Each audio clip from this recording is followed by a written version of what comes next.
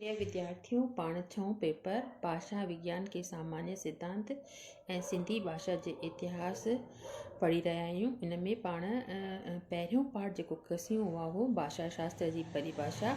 त भाषा शास्त्र जी परिभाषा लाइ अलॻि अलॻि विद्वाननि जूं पाण परिभाषाऊं ॼातियूंसीं। उन में अलॻि अलॻि विद्वाननि चयो त भाषा विज्ञान खे कला जे दायरे में न आणे विज्ञान जे दायरे में आणणु घुरिजे।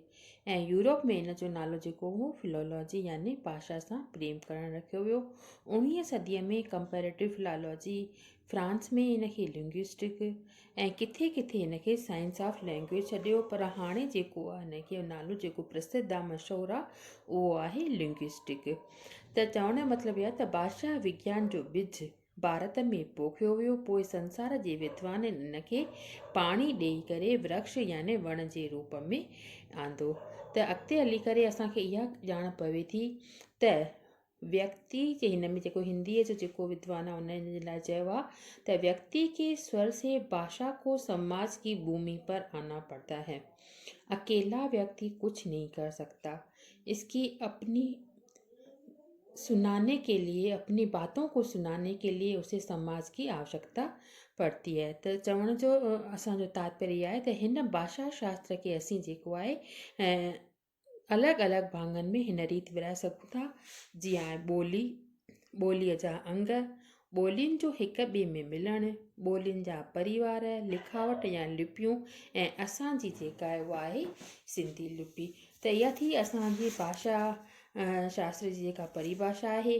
ऐं ॿोलीअ जी जेका परिभाषा आहे उहा हिन रीति आहे त संसार जा जेके सभु साह वारा आहिनि कंहिं न कंहिं नमूने जो आवाज़ कनि था। इन्हनि जे मुख जे आवाज़ खां सवाइ के अहिड़ियूं बि ॻाल्हियूं आहिनि जिन मां हिक प्राणीअ जे मन जी ॻाल्हि ॿिए प्राणीअ ताईं पहुचे थी। जीअं त गूंगे जा इशारा, मास्तर जे अखियुनि जी घूर, भिखारीअ जो हथु फैलाइणु या नेणनि जो भरिजी अचणु वग़ैरह। पर इन ई भावना जे इज़हार खे असीं ॿोली नथा चई सघूं। सभु प्राणी पंहिंजे कंहिं न कंहिं अंग द्वारा पंहिंजी का ॻाल्हि ज़ाहिर कनि, पर भाषा शास्त्र फ़क़ति मनुष्य जे मुख जे ॿोलण जी जाच जो तरीक़ो आहे।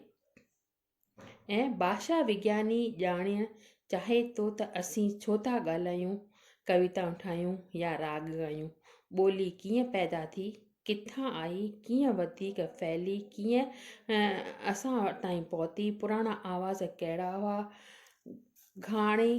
हाणे कहिड़ा आहिनि, इहा बदल सदल कीअं ऐं छो थी, ॿोलीअ जी बनावट, लफ़्ज़ वग़ैरह जेके बि ॻाल्हियूं आहिनि, असांखे इहो सॼो ज्ञान जेको आहे उहो भाषा विज्ञान मां चिठीअ रीति मिलंदो।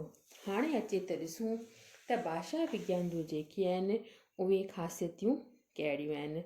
जीअं त इंसान खे सभिनी प्राणियुनि में श्रेष्ठ लेखियो वञे थो। इन जो मुख्य कारण न रुॻो इंसान ई अहिड़ो प्राणी आहे जंहिंखे असीं सभ्य सॾे सघूं था। इहो मनुष्य ई आहे जा पंहिंजे लाइ रहणी कहिणीअ जी का ख़ासि जॻह ख़ासि ठाहे सघे थो। इंसान जी इन रहणी कहिणीअ खे रीति खे चइजे थो तहज़ीब या सभ्यता। इंसान खे सभ्य बणाइण में समाज जो वॾो हथु आहे। ईअं चइजे त वधाउ न थींदो त समाज जीवन सां ई असांजे तहज़ीब में फैलाव थी सघियो आहे। इहो ई कारण आहे जो असांखे ॿियनि प्राणियुनि खां अलॻि करे ॾेखारण लाइ खेसि सभ्य प्राणी या सामाजिक प्राणी करे सॾियो वेंदो आहे। इहा समूरी रहणी कहिड़ी समाज द्वारा घड़े, इन करे इंसान जो समूरो वहिंवार जेको आहे उहो सामाजिक वहिंवार हिकु ई क़िस्म जो आहे। इंसान सामाजिक प्राणी आहे, समाज में रहे थो ऐं समाज में ई वहे वापरे थो। इन क़िस्म जे सामाजिक वहिंवार खे खेसि ॿिनि ॻाल्हियुनि जी ख़ासि ज़रूरत रहे थी। हिकु त ॿिया जेकी कुझु खेसि सम्झाइणु चाहिनि था उहो सम्झी सघे, ऐं ॿियो त पाण जेकी ॿियनि खे सम्झाइणु चाहे थो उहो सम्झाए सघे। इन्हनि ॿिन्हिनि ॻाल्हियुनि खे गॾे वीचार जी ॾे वठि या वीचार जो इज़हार सॾे सघिजे थो। वीचार जो मतिलबु इच्छा भावना आहे। वधीक असां वेकिरे अर्थ में असां अर्थ में वीचार जो इहो समूरो इज़हार जेको आहे भाषा जे दायरे में दाख़िल करे सघिजे थो, पर इहो भाषा जो बेहद वसीअ दाइरो थींदो। इन मूजिबि भाषा जी जेका वसव थींदी उहा थींदी त भाषा वीचार जे इज़हार जो वसीलो या साधन आहे। माना वीचारनि जी जेका ॾे वठ असां पाण में कयूं था उन्हनि जे इज़हार जो ई वसीलो आहे। आम तरह सां भाषा जो अर्थ एतिरो वसीअ न सम्झो वेंदो आहे। आम माण्हू लाइ भाषा जो मतिलबु आहे वीचार जे इज़हार जो उहो साधन जंहिंजो इस्तेमालु रुॻो ॻाल्हाइण या लिखण में थिए थो। भाषा विज्ञानी भाषा खे ॻाल्हाइण ताईं महदूद रखनि था। भाषा विज्ञानी मूजिबि भाषा मूल भाषा न आहे, उहा भाषा जी बि भाषा आहे, माना मेटा लैंग्वेज। भाषा विज्ञानी मूजिबि भाषा जी वसव जेका आहे उहा हिन रीति आहे त भाषा अहिड़नि आवाज़नि जो मजमूओ आहे जे आवाज़ इंसान कोशिश करे पंहिंजे मुख मां उचारे थो। इहे आवाज़ जॾहिं कंहिं ख़ासि तरतीब सां गॾिजनि था तॾहिं इन मां बामाना प्रतीक लफ़्ज़ जुमिला वग़ैरह जुड़नि था। इन्हनि बामाना प्रतीकनि ज़रिए माण्हुनि जो मजमूओ हिक ॿिए सां वीचारनि जी ॾे वठि करे थो। त इन्हनि वसुनि खे ध्यान में रखे असां ॾिसंदासीं त भाषा विज्ञान जूं जेके ख़ासियतूं आहिनि, ख़ूबियूं आहिनि, उहे हिन रीति आहिनि त पहिरियों आहे उच्चारण, ॿियो आहे सार्थकता, टियों आहे प्रतीकता ऐं चौथों आहे दुनियादारी। नेक्स्ट आहे सिरिश्तो ऐं जेको ॿी पॉइंट आहे लास्ट उहो आहे ख़ासि मजमूए द्वारा प्रयोग। त भाषा विज्ञान जूं जेके इहे ख़ूबियूं आहिनि उन्हनि खे असीं चिठीअ रीति ॼाणण जी कोशिशि कंदासीं। इहे थियूं असांजूं भाषा विज्ञान जूं ख़ासियतूं। कहिड़ियूं? उच्चारण, सार्थकता, प्रतीकता, दुनियादारी ऐं सिरिश्तो। कल्ह पाण पढ़ियूंसीं इन्हनि जी परिभाषाउनि जे बारे में। त इन्हनि जी जेका पहिरीं ख़ासियत आहे उहा आहे उच्चारण।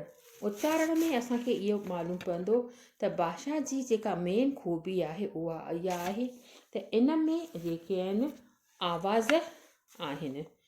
इन में जेके आवाज़ आहिनि ऐं आवाज़ इंसान पंहिंजे आवाज़ी उज़वनि आवाज़ जी पेती जेका आहे ॼिभ, चप, ॾंद वग़ैरह जी मदद सां उचारे थो। भाषा जे इन ख़ासियत सबबि इहे मिड़ेई आवाज़ भाषा जे दाइरे खां धिकजी ॿाहिरि अचनि था जे इंसान द्वारा उच्चारण में नथा अचनि। इहे हिक ॿिए सां जुड़ियल आहिनि। जो दर ते थींदड़ ठक ठक, तार बाबूअ जी मशीन जी टिक टिक, ताड़ीअ तोड़े चिपटीअ जा आवाज़ भाषा में कोन था ॻणिजनि। माना उच्चारण जा जेके आवाज़ आहिनि उहो ई असां भाषा जे दायरे में आणूं था। बाक़ी जेके ॿिया आवाज़ आहिनि उन्हनि खे असां भाषा जे दायरे में नथा आणे सघूं। छो जो उहे त जेके आहिनि ॿाहिरियां आवाज़ आहिनि ऐं असांजे जेके बॉडीअ मां जेके आवाज़ निकिरनि था उहे कोन्हनि। ॿियो आहे हिन में आहे सार्थकता। माना कंहिं बि भाषा जे कमु ईंदड़ आवाज़नि खे जॾहिं कंहिं ख़ासि तरतीब सां गॾिजे थो त इन्हनि मां सार्थक रूप ठहनि था। यानी त आवाज़नि जा इहे मरकब सार्थक रूप अर्थ या माना जो इज़हार कनि था। इहे सार्थक रूप ई जुदा जुदा पदार्थनि, क्रियाउनि, वीचारनि वग़ैरह जी ॼाण थियनि था। भाषा जी इन ख़ासियत सबबि ई वीचार जो इज़हार या वीचार जी ॾे वठि थी सघे थी। अलबत्त इहो ख़्याल बि रखणु घुरिजे त भाषा इन्हनि सार्थक रूपनि ताईं महदूद कान्हे। इन्हीअ सार्थक रूप खे वरी किन नियमनि मूजिबि ॻंढे गुफ़्ता ठाहे तॾहिं ई भाषा जो पूरो रूप ज़ाहिर थिए थो। बसि अॼु एतिरो ई।